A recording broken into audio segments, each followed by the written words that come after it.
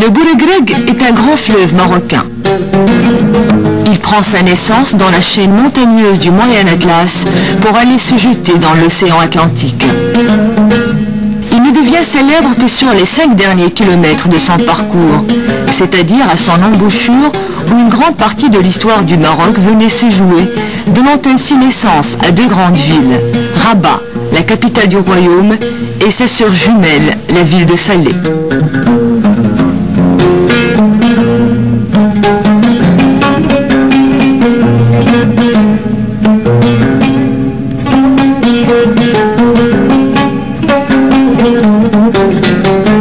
Les marins carthaginois y ont fondé un comptoir, baptisé sous le nom de Salah, le rocher.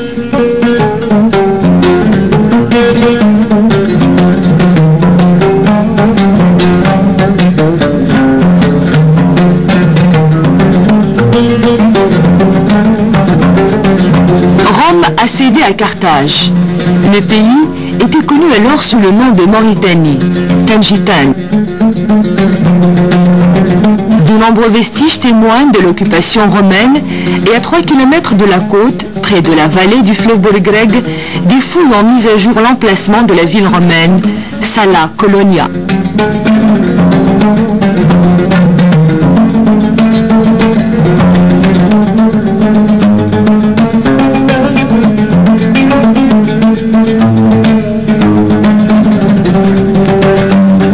C'est avec l'arrivée de l'islam au Maghreb que l'estuaire du Boulegreg prendra un nouvel essor au niveau urbain et économique.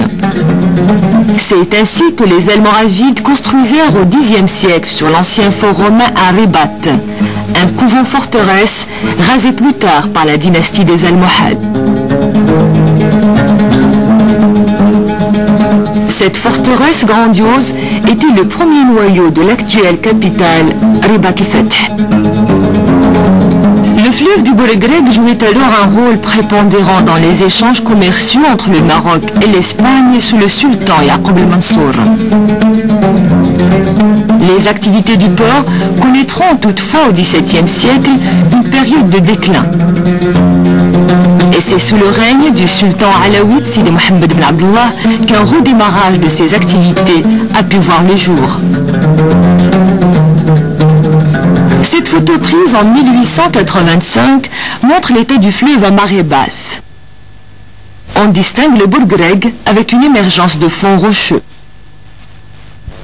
À gauche de la photo, les magasins du sultan Sidi Mohammed ibn Abdullah, un mât à signaux qui permettait au capitaine du port, Raïs el-Marsa, de diriger les bateaux.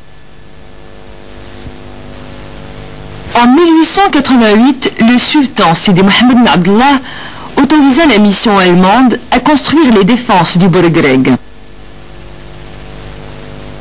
L'ingénieur Rothenbourg organisa le premier quai long de 80 mètres, perpendiculaire au fleuve sur lequel viendraient accoster de petits remorqueurs qui acheminaient depuis l'Allemagne tous les éléments nécessaires à la construction des défenses du fleuve. Le déchargement des bateaux se faisait par des barcasses, les marounes.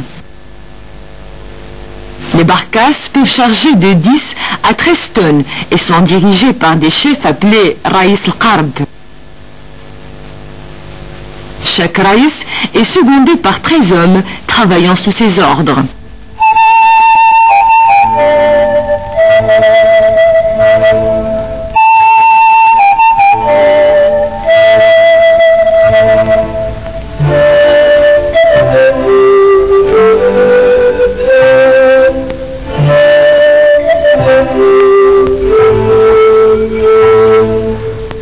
En 1912, Rabat est devenue la capitale administrative et on décida d'y créer un port qui puisse être le poumon économique de la jeune capitale.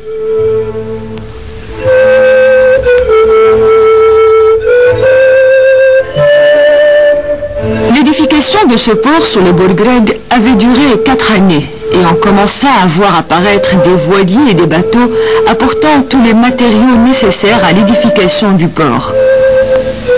L'activité du port devint de plus en plus intense.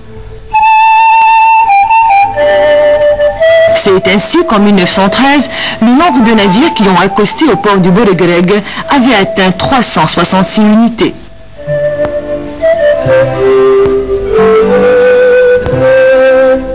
Ce fut une période d'apogée du port en ce début du siècle. De très grands travaux ont été réalisés. La création de la rive de Rabat va nécessiter le comblement des rives de Oued Boregreg de façon à faire de très grands terre-pleins, suivis de quais qui limiteraient le port en eau profonde.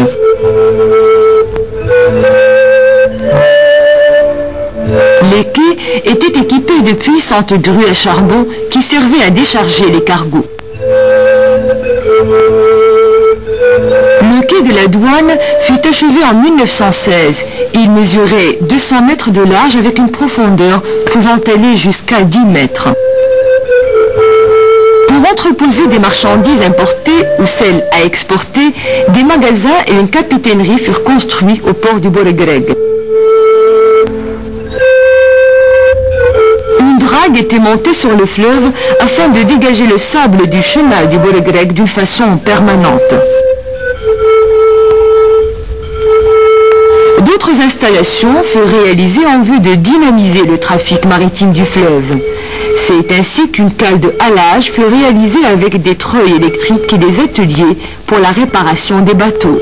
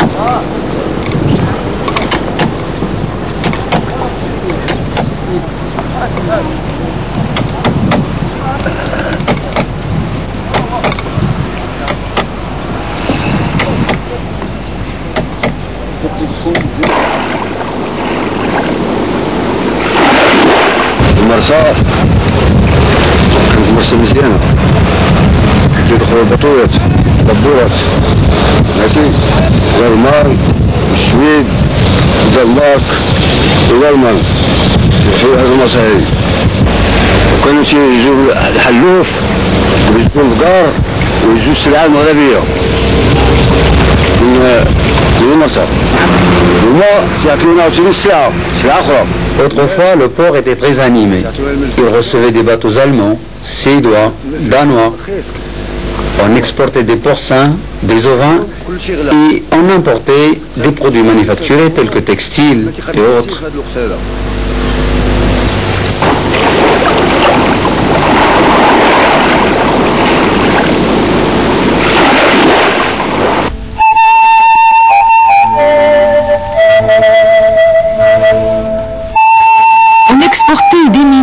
Des céréales, du liège et le bois de Tisra appelé bois de sumac. En 1921, il fallait créer à l'entrée du port une zone de cale pour canaliser et accélérer le courant du fleuve afin de l'amener à rejeter lui-même les sables vers le large. On a décidé de créer une jetée au nord, celle de Rabat, et une autre au sud, celle de Salé. Ces deux jetées allant en convergence de façon à créer un terre-plein de cale, c'est-à-dire une sorte de grand bassin où les navires pourraient évoluer avec aisance à l'abri de la houle.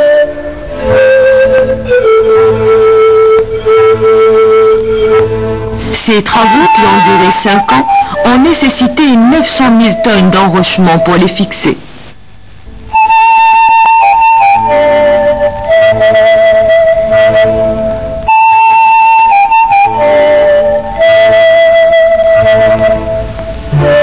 Toutes ces réalisations ont permis au port de Bouargreg de répondre au trafic sans cesse croissant. Le port de Rabat devient ainsi le deuxième du Maroc après celui de Casablanca. L'extension de cette zone portuaire évoluait incessamment. C'est ainsi qu'un troisième quai fut édifié au bas de la Tour Hassan avec un terre-plein de 20 hectares pour activer le commerce des céréales notamment. À toutes ces réalisations vient s'ajouter la création d'une zone douanière. De très gros cargos appareillaient sur ce quai, chose difficilement imaginable aujourd'hui. Une ligne de chemin de fer parcourait tout le quai et allait jusqu'à l'extrême de la jetée de Rabat.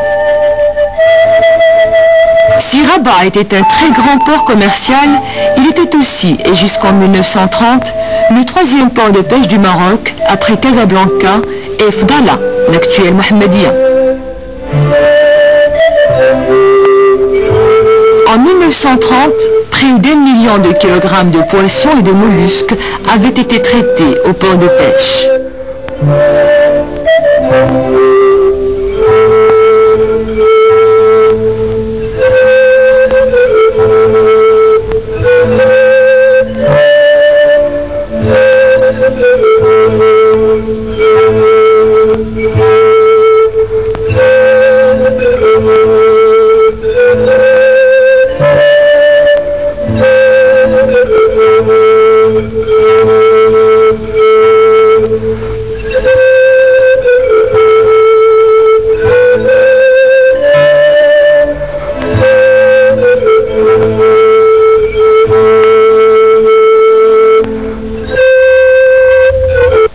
هم داروا بحال الرباط على براق وتنصيدوا تنجيبوا البويطو تنجيبوا الصول تنجيبوا الحوت لاكوس تنجيبوا الذرات تنجيبوا الزريقات واللي سبب مع المريا تندخلوا في المعالق.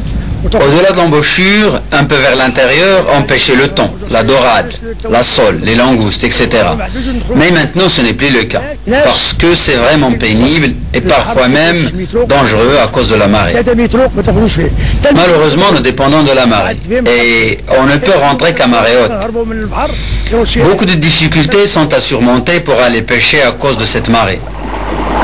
Nos embarcations ne peuvent plus prendre le large, même à une marée de 3 mètres. C'est vraiment pénible.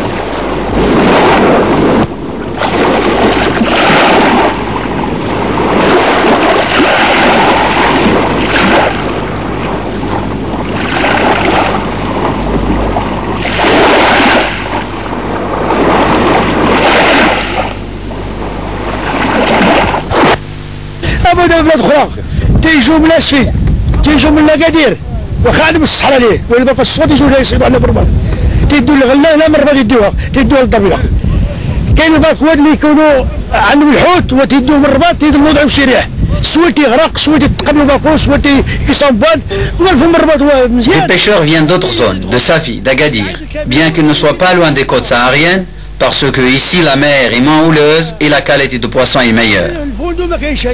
Les chalutiers sont contraints de se diriger vers Casablanca parce qu'ils ne peuvent plus accéder à Rabat à cause des manques des profondeurs des eaux. Si l'estuaire était bien aménagé, tous les chalutiers pourraient accoster sans grand danger.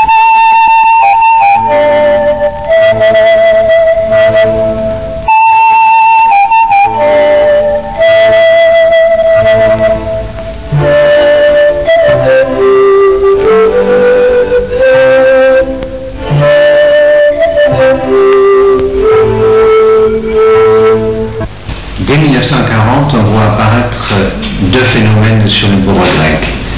D'abord, à partir de 1940, on peut considérer que le port est définitivement mort. Et toute activité portuaire pour Rabat et Salé, qui aurait pu devenir deux villes avec une activité industrielle, va disparaître inexorablement. Deux phénomènes vont s'aggraver. Je disais qu'à partir de 1939-1940, le dragage était arrêté. Que va-t-il se produire? il va se produire un phénomène d'ensablement. Le bourreau grec n'est pas assez puissant pour chasser les sables vers le large, et le dragage qui permettait de maintenir un chenal moyen ne se faisant plus, la remontée des fonds va être très très rapide. L'aggravation du phénomène va se manifester surtout aussi par la construction du barrage du bourreau grec en 1974. On peut considérer qu'à partir de 1940 jusqu'à ce jour, la remontée des fonds est d'environ à peu près 6 mètres, ce qui est tout à fait considérable et condamne définitivement le port, puisque plus aucun navire ne peut accoster.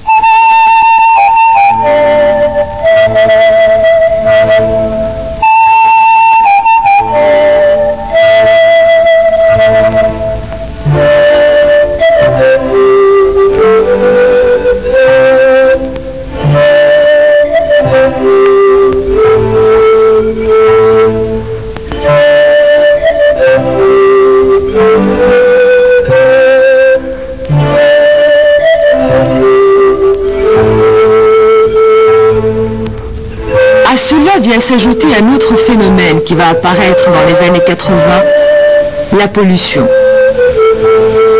Comme le fleuve traverse deux grandes villes, Rabat et Salé, des centaines de milliers de tonnes d'ordures sont déposées sur les rives. Et lorsqu'il y a des précipitations, le ravinement des collines environnantes et l'imprégnation des ordures viennent remplir le lit du fleuve. L'effet de la marée ne peut faire qu'un balancement des eaux usées. Il n'y a plus d'évacuation des eaux usées vers l'océan puisque le fleuve en tant que tel n'existe plus. Ainsi, après la mort d'un port, on assiste à l'agonie d'un fleuve. Cet état de choses a nécessité de nombreuses études traduites en projets d'aménagement. Une série de mesures ont été prises pour sauvegarder la zone. Ainsi, plusieurs opérations de dragage sont prévues selon un calendrier bien défini. Ces opérations visent essentiellement à redynamiser la navigation de l'estuaire, à permettre aux pêcheurs de reprendre leurs activités dans des conditions normales et à lutter contre la pollution selon un plan global d'assainissement de la zone. Dans ce cadre, la création des comptoirs commerciaux, la réalisation des projets touristiques dans la zone verront le jour dans l'avenir.